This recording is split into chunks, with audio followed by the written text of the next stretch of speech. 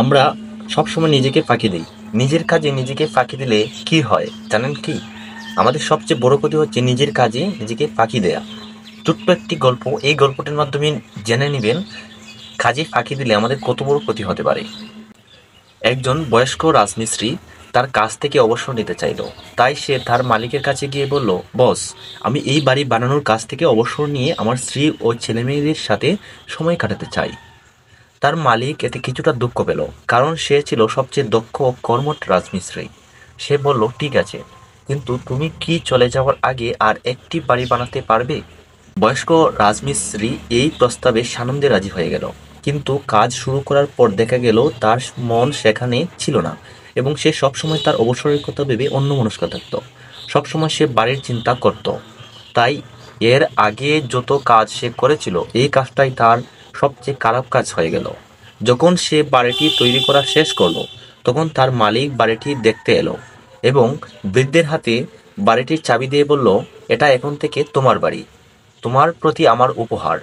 এটা শুনে বৃদ্ধ আফসোস করে উঠল। সে মনে মনে ভাবল, হায় হায়, যদি আমি শুধু একবার জানতাম যে আমি আমার নিজের বাড়ি তৈরি করছি, তাহলে এটা আমার জীবনের করা সবচেয়ে শ্রেষ্ঠ বাড়ি হতো। বাস্তবেও আমরা প্রতিটা দিন আমাদের জীবনকে এই বাড়ির মতোই তৈরি করে চলেছি, কিন্তু আমরা প্রায়ই তা ভুলে যাই। আর তাই সব কাজে আমাদের ভালোটার চেয়ে অনেক কম চেষ্টাটা করি, অনেক কম পরিশ্রমটা দেই। আমরা যদি আজ এই সত্যটা উপলব্ধি করতে পারি, তবে আমরা হয়তো আমাদের সেরা পরিশ্রমটাই দিতে পারবো।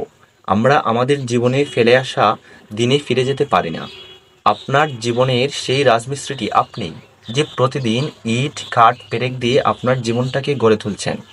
আপনার আজকের কাজ, চেষ্টা, পরিশ্রম আগামী দিনের সেই বাড়িটা তৈরি করবেন যেখানে আপনিই থাকবেন। তাই আজই যত্নবান হন। গল্পটি থেকে আমরা কি শিখতে পারি? ১. ফাঁকি দিলে নিজেকে ঠকানো হয়। ২. কোনো কাজকেই ছোট করে দেখা উচিত নয়। ৩. সমস্ত কাজে ধৈর্য রাখা উচিত। ৪. প্রতিটি কাজে নিজের সেরাটুকু দেওয়ার চেষ্টা করা উচিত। ৫. মৃত্যু ছাড়া জীবনের কোনো অবসর নেই, তাই সক্ষম থাকা পর্যন্ত কাজ করে যাওয়া উচিত। ধন্যবাদ।